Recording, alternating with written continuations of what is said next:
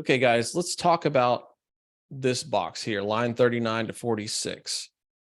So remember, this is built like, what is the property now? What are we going to make it, right? What is the current and what is the projected?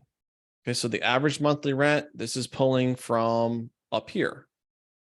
They're getting 667, which is averaging the studio and the one beds, okay?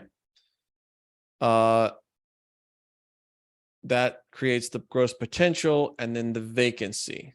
So if they're saying that their vacancy is 10%, which I think that they are, if you look at this, this thing again, yeah, average occupancy 90%. 90%, it's probably even a little worse than that because it's such a small property. I mean, a 12 unit, one person is going to be almost a 10% vacancy if they have one vacancy, and you're almost always going to have one vacancy. So on a small unit like this, don't underwrite it at a 95% occupancy because it's just not realistic. So I'm going to put this at 15%, because if they're saying it's 90% full, then it probably is really more like 80 to 85% full.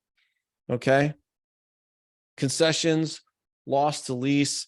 This is like filling it up or having stuff that's under market. I'm going to put that at 2% and putting our effective gross income at 79. So the broker's telling us that they're really collecting 90, but I'm thinking, okay, prove it to me. You know, how much data do they really have? Because I'm thinking that they're probably only collecting 80, maybe. Okay. Now, going back to mine, projected annual, once again, I'm going to bump this up to at least 10% because this is, I mean, we're even at full, we're still going to have some turnover. Concessions, loss to lease, I'll leave that at 2%. And the other income, right? So the other income on my pro forma, it's pulling, this number right here is pulling from here. Now I want to see from theirs, what is their other income? So do they have any other income on their side? They've got gross rental income. They don't have any other income. So they have zero as other income. So I'm going to just assume it's zero, and we'll just leave that at zero. Okay.